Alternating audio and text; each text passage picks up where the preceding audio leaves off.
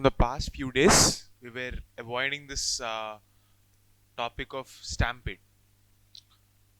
I am combining all those articles and I am coming up with this comprehensive issue brief based on National Disaster Management Authority's guidelines, NDMA guidelines.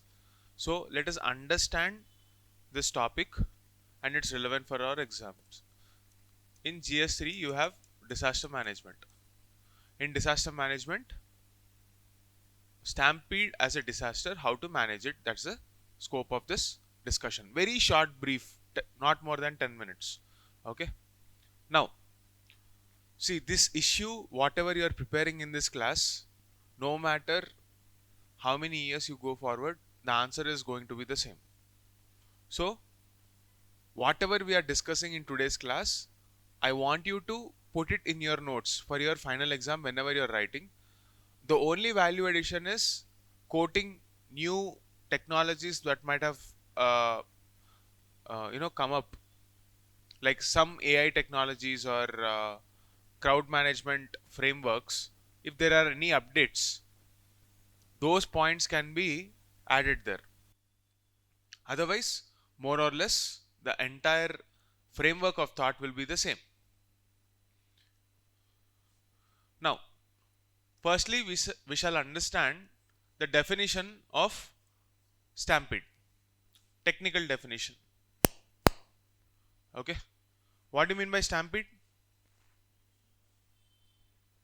Sudden, first point, uncontrolled rush of crowd leading to crushing of the people there. Sudden and uncontrolled. And this is the major challenge. We are not aware of this. So, if you want to manage this, we need to come up with a better preparedness, right? So, let's say an event like whatever happened in Bangalore, the celebration ceremony. The organizers must have anticipated a certain number and managed the entry into that area. Okay?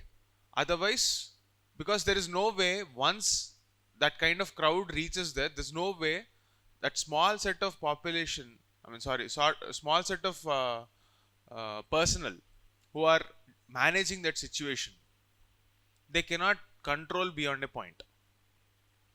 Preparedness is the first thing. Okay. Now, what are its characteristics? Firstly, high crowd density. What do you mean by density? Let's say this is some area. Number of people who come to that area. Normally, this place can accommodate 4 people. Let's say, for example, what if 40 people come into that area? That kind of situation describes a high crowd density. Okay. Second, accelerated movements. Meaning, either there is fear or excitement or enthusiasm, whatever may be the cause.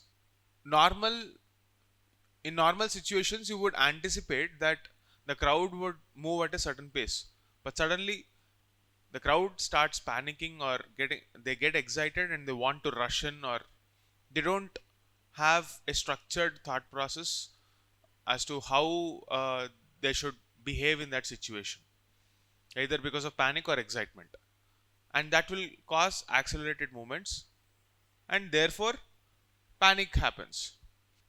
Within NDMA guidelines, if you see the classifications, stampede is therefore a man-made disaster occurring at a mass gathering. So these are the basic steps that you can think of. Okay. Sudden, uncontrolled, high crowd density, accelerated movements, man-made disasters. These are the keywords that you should be writing in the introduction. Now, to quote some important events that happened in the past is the second thing that you can think of. See, this is the historically whatever happened, some notable stampedes, some tragic events, which can be case studies. But for your current affairs sake, you can quote the latest RCB celebration issue, and even the famous Pushpa movie release. In both those situations, they caught public imagination because both events are associated with something that Indians closely relate to: movies and and cricket, cinema and cricket. Similar incidents happen in many other events also, and all those events have something in common. Whatever we discussed, high crowd density, mass gatherings. Okay, even in Kumbh Mela, there were incidents reported that stampedes happened. Now, the next aspect that you need to understand is the human factor in stampedes. Understanding these factors is important for coming up with a solution. Each of that we will describe. Panic or fear. Let's say a crowd coming to that kind of a place, do you think they're trained to behave in a certain way, or they only think about themselves? They only think about themselves. So, this element should be factored in. Excitement, same thing like fear. Impatience, frustration, creating a scenario where they're pushing each other. Wild rush behavior, when they want to capture some freebies which are distributed there, or any exits that are there, they just want to walk in and walk out very quickly. Impatience and frustration. So essentially it's all about um, human emotions and emotional intelligence. This is something that you see in GS-4. Okay, and most importantly, rumors. False information induces fear and panic. Let's say there is a bomb scare in a cricket stadium. People want to escape that situation. They rush. Small gates, a crowd of 4,000, 5,000 in one particular stand want to exit through a small gate. That would lead to a stampede like situation. In all these situations, the common element is human emotion. And without addressing this human emotion element, any plan that you can think of is not going to succeed. That's the first takeaway. Okay. A very good case study which was in news recently is how IPL organizers dealt with a situation in Dharamshala. Okay. On the context of Operation Sindoor, there was a news that the stadium needs to be evacuated. On the eve of Operation Sindoor, uh, there was a crowd in that stadium. Instead of announcing that something like this was happening, they were saying that there are going to be attacks and all. What the organizers did was they switched off the floodlights first, and once the floodlights was declared as failure, the game came to a halt. Signals were jammed. So police started evacuating that stand in a very normal way. There is no panic, no fear, no excitement. There was discipline. Once people moved out of that, other stands also started leaving. And in that way, the entire stadium was created without, entire stadium was evacuated without any panic. You can quote that as a case study. See, your answers get enriched because of case studies like this only.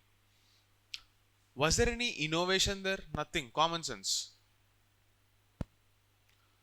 Now, what are the major causes of infrastructure failure and organization failure leading to a stampede? We have to discuss them, corroborate them or substantiate them with examples for each of them.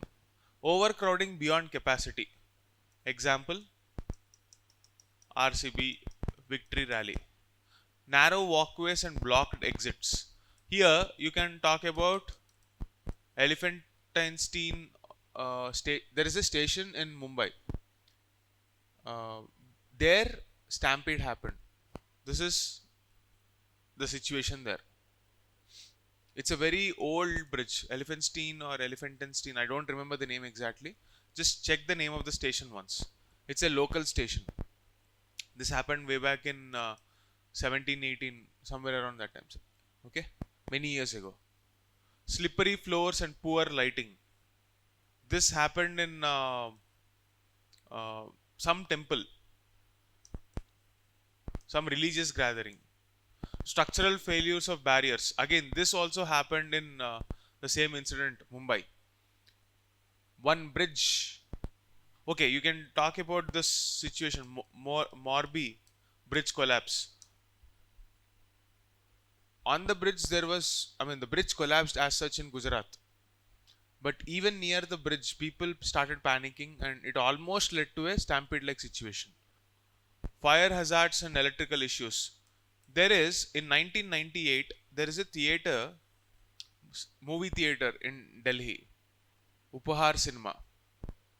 A fire broke out in that theater and people got killed. No, people got killed not because of fire. It is because of both fear, stampede, and also the fire. Situations like that should be avoided. For each of this, you have to quote an example. Now, when it comes to organizational failures, inadequate trained staff, you can quote this recent um, movie theaters, Sandhya Theatre and Pushpa movie release. Poor venue planning, same example you can give. Communication breakdown. See, sometimes at a local situation, like for example, in any religious gatherings, very strict coordination is required. If you go to a temple like Tirumala, you have waiting compartments. It's well planned, well organized. But in events where that level of organization and training is absent, at least you need to have a coordinated communication. In the absence of that communication, again things will fall out. Ticket overselling. This happened in one of the IPL situation in Hyderabad. People rushed to buy tickets of IPL instead of selling it online. Hyderabad Cricket Association has placed some venues offline. There were many accusations. One factor is that black tickets were sold, and one factor is that only few locations had that ticket selling window. And because of this, what happened is people rushed to those sites because the time period, the window of time where those tickets were sold is very small, and people were excited to buy the tickets. So the management was at fault there. Locked emergency exits. In many situations, some buildings have emergency exits only for namesake, just for complying with the local municipality norms, but they are not functional because they cannot be guarded. Additional security personnel is an additional cost to that building management. They just lock it, and they don't take care of this even in times of emergencies like large crowd gatherings. Many coaching centers are an example for this. Recently you've seen Delhi case, or even in Gujarat, like uh, 11th and 12th kids who were in coaching centers, they had to jump from 4th floor, 5th floor when a fire broke out. We don't have adequate infrastructure for that. Limited surveillance. When you can't monitor the crowd and anticipate and predict how many people would be arriving at a location, even that is a organizational failure. Poor interagency coordination. For example, if state government police, and let's say let's say there is an audio release function of any big movie. This happened in many situations where the event organizers were not able to coordinate with the local police. Let's say a big movie star's audio function is there. It's a trend in South India. Many times it so happened that there is a mismatch between the number of passes that were given and then the kind of crowd that comes to that location. So this purely happens because of the poor interagency coordination. If an event management company gives passes for 5,000 people, how come 50,000 people come there with the passes? Either they are fake passes or the organizing committee did not inform the police that they have given 50,000 passes. Common sense, but that is often missed. All this kind of situations will lead to stampedes. So you need to categorize your answers like this. Presentation really matters. Infrastructure and organizational failures. What are the NDMA guidelines? Broadly speaking, you can categorize them into these situations. First set is whenever a stampede happens, the first priority should be what is your kind of response? What are the safety mechanisms that you are taking? After that, what is the risk analysis of that situation? Or even before that, you can carry out as a preventive measure a risk analysis of that particular infrastructure element. Is it safe enough or not? And finally, how will you plan and coordinate for the future events so that stampedes don't occur? Now, let's look at the actual NDMA guidelines first before and then after stampede. Okay.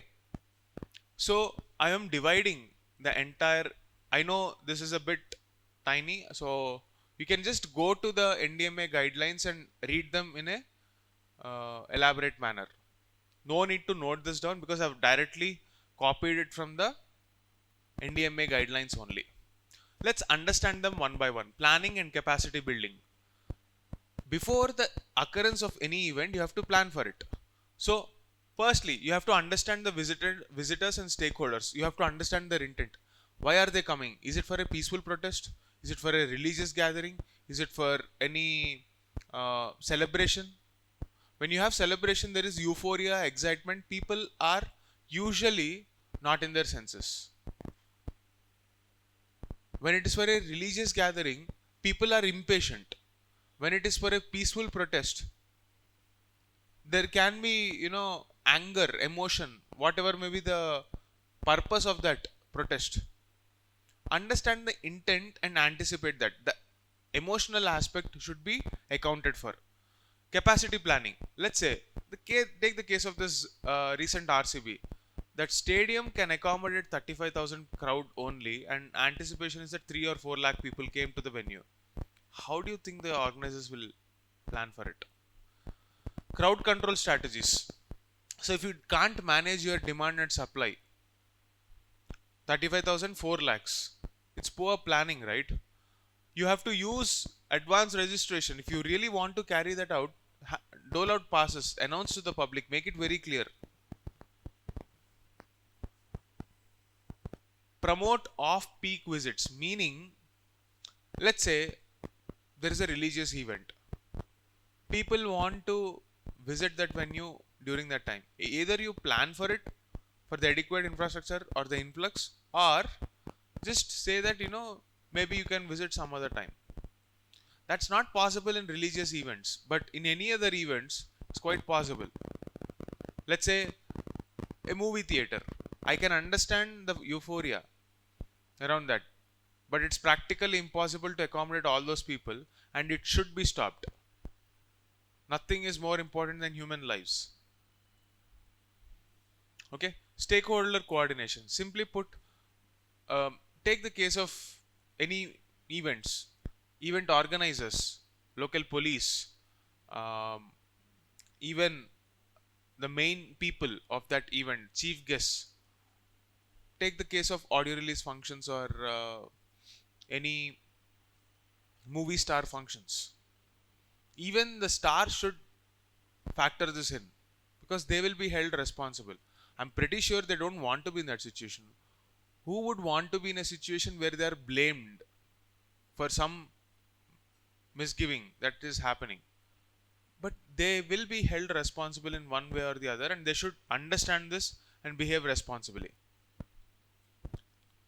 That is the before stampede situation. Now, you also have to carry out the risk analysis and prepare for that, right? So, what are the threats? Use data to pinpoint exact risks. Is it structural failure or is it because of overcrowding? Whatever may be the situation. Take a look at the theatre, Sandhya. It doesn't have a proper parking place. It doesn't have proper fire exits. If both the theatres are running at a full house capacity, imagine how congested it would be. Don't you think the local police or local building management authorities, the municipal corporation or anyone, they should actually factor that in? When your entry and exit is from the same gate, after one show, after the show is done, the next show crowd is coming in with vehicles. The previous show crowd is exiting through the same gates, and yet nothing is done to handle this. So there should be a better situation. Those properties are built somewhere around 1970s. The crowd at that point of time may have different, the demography is different. At that time, probably parking was not that big of an issue. So many cars may not be there. Times have changed. You cannot dictate. At least tell that you don't have parking. Okay. Risk assessment. You have to carry out some risks assessments and simulate. What if this kind of a scenario happens? Are we ready for it? If the simulation says no, should flag it. Rapid venue assessment. So let's say last minute some location was planned for a mass protest. All the roads leading to that venue and the traffic management issue, can we handle that? So if 10 lakh people are coming and gathering in a small place, for example, or let's say 1 lakh people are coming to a place like NTR Stadium, that small exit, whatever is the exit or entry, is the only point of entering or leaving. Don't you think it's a risk? Anything can happen. You have to plan for that. Okay, something like that happens. What should be the action plan? You don't know what to do. That is also something that you need to factor in. Next up, information management systems. When you don't have a protocol of how to record information, there is no standard operating procedure. So we need to build systems to manage that information. Whatever events were happening in the past, there should be a record of how that event was managed so that we can do knowledge transfer to the next generation. That is absent.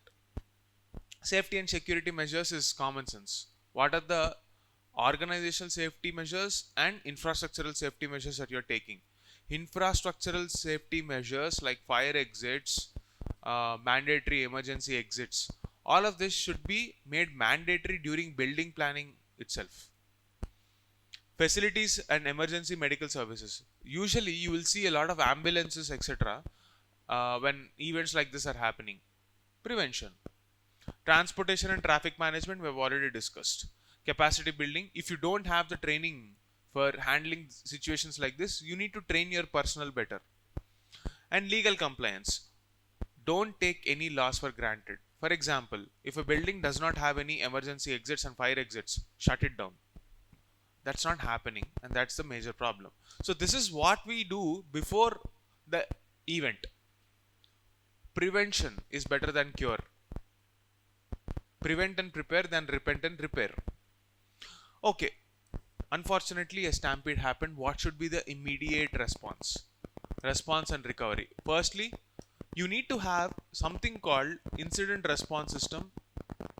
Okay, you need to have a trained team that can react quickly, because they know exactly how, even though the location might change, the mindset is common everywhere. Everybody wants to take care of themselves. So with this mindset of dealing with people and also the systems, you create a system that will help minimize the damage, and that system is called the incident response system. So you need to establish emergency operation centers and incident command posts for real time management. Basically it's like they just spring up in the anticipation, like the team should be ready. You will have, for example, whenever there is rain, you will have local bodies trying to manage the drainage of rainwater, storm water, in places where the storm water drainage is poor. Let's say, for example, you have this RTC crossroad area. Whenever there is a huge rain, the roads get flooded. The stormwater drains are not big enough to accommodate those kind of rains. So you will have teams which open manholes and stop the traffic temporarily till the water is dealt with. That is not a long-term solution, but at least, for the time being, disasters can be mitigated. That is not for Stampede, I'm just telling you so that it's a familiar example. Emergency medical services should be there. Media should be managed so that there are no more rumors. There should be some relief. You should give food, shelter, not in normal situations, but wherever you are isolated from, let's say Kumbh Mela. You are supposed to walk for kilometers together. What if something happens there? So you need to provide some temporary relief, right? That is the situation. Now there should also be an audit. Conduct an inquiry as to why this happened, document it, and put it there, where information management system. It's like knowledge transfer for next generation. So this should be integrated with that. And finally, you should take a legal action. If no legal action is there, this kind of situations, you are not imposing any responsibility on any stakeholder. If there is no fear that lives can be taken away in events like this, authorities do not have any moral responsibility. So we have to enforce that responsibility on them. Having said all of this, there are still some challenges. Firstly, infrastructure. Immediately we cannot fix infrastructure because it incurs a cost. Let's say a very old building, like any property you take, it's probably an ancestral property for them. You have to invest some money to repair it. Most people have this jugaad mentality that okay, chalta hai attitude. They'll just keep running those buildings. Take a look at the hostels in and around here. Lot of ceilings have drainage seeping issues. Rainwater gets seeped into this ceilings. Since there is demand and there is a continuous influx of students, that's what happened in Delhi ORN also. Students' concerns were not taken into consideration, and you know what happened in that area. Students were protesting against the kind of house rents that were charged for the facilities that they're given, basic facilities. Overcrowding. You cannot stop the crowd sometimes, even after taking so much measures, because of excitement.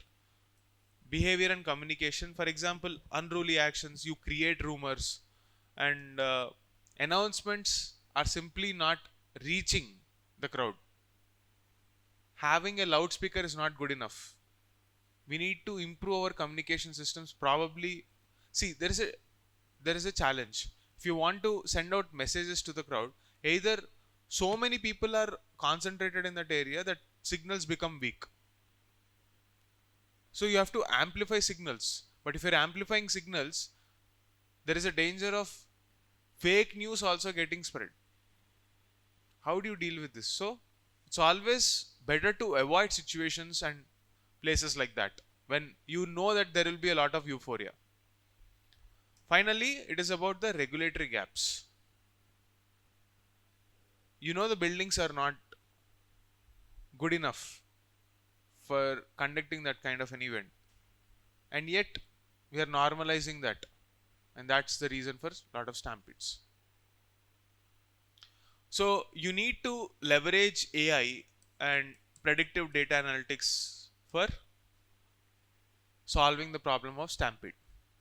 Okay, so you can anticipate a direct question on stampede management, 10 marks in GS-3, maybe this year or next year sometime, as a man-made disaster. Okay, go through the NDMA guidelines once again, come up with value addition in terms of real life examples from newspapers. Okay, that's it for now. See you in the next class tomorrow.